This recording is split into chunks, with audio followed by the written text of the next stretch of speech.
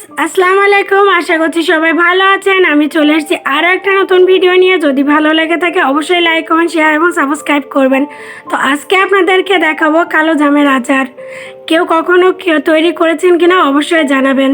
তো তার জন্য আমি এখানে 2 টেবিল চামচের মতো পাঁচফোড়ন ও 5-6টা শুকনো ঝাল লো মিডিয়াম আছে সুন্দর করে একটু টেলে নিব। সুন্দর করে, খুব বেশি আপনাকে পুড়িয়ে ভাজার কোনো দরকার নেই, হালকা করে নেবেন, তাহলে এর স্মেলটা সুন্দর থাকবে এবং আচারে একটা সুন্দর স্মেলটা আসবে।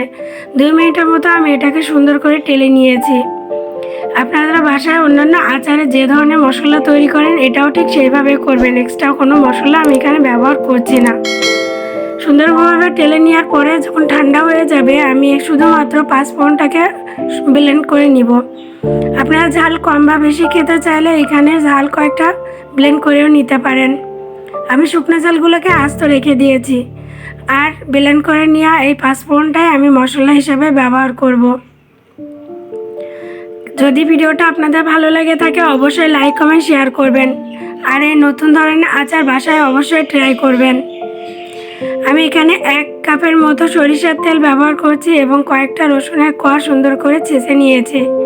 নিয়ে সুন্দর করে লাল লাল করে ভেজে নিব। ভেজে নেওয়ার পরে আমি এখানে তেজপাতা, গোটা এলাচ ব্যবহার করছি। আপনারা চাইলে দারচিনিটাও ব্যবহার করতে পারেন। আমি শুকনো ঝাল দিয়ে আরও কয়েকবার সুন্দর করে নেড়ে নিব।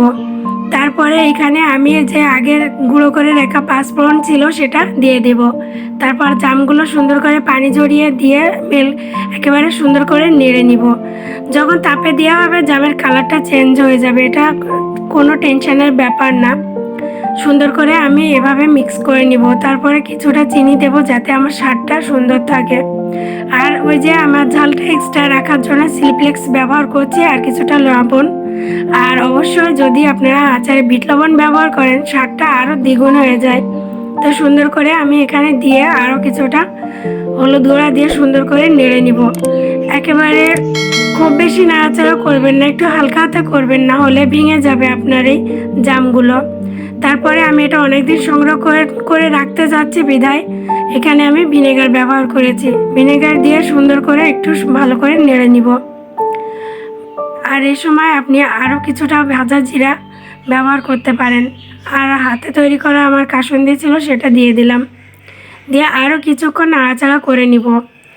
আসলে আচারটা তৈরি করতে সবথেকে বেশি ইম্পর্ট্যান্ট জিনিসটা হচ্ছে এর মশলা, যেটা যদি সুন্দরভাবে দেওয়া হয় এবং সুন্দরভাবে কুক করা হয় তাহলে আচারের স্বাদ বেড়ে দ্বিগুণ হয়ে যায়। তারপরে আমি সুন্দর করে নেড়েচেড়ে ঠান্ডা করে আপনাদেরকে দেখাচ্ছি আচারটা কতটা সুন্দর হয়েছে। অবশ্যই শুকনো পাত্রে রেখে দিবেন আপনারা, তাহলে এটা অনেক দিন ভালো থাকবে। আর নর্মাল ফ্রিজে যদি রাখা হয় তাহলে তো 6 মাসের মতো ভালো রাখা যায়। তবে অবশ্যই খেয়াল রাখবেন ভেজা হাত, ভেজা চামচ, খালি হাতে কখনো আচার তুলবেন না, তাহলে সেটা দ্রুত নষ্ট হয়ে যাওয়ার সম্ভাবনা থাকে। তো বাসায় অবশ্যই ট্রাই করবেন। সকলে সুস্বাস্থ্য কামনা করে এখানে শেষ করছি। সকলে ভালো থাকবেন, আমার জন্য দোয়া করবেন। আল্লাহ হাফেজ।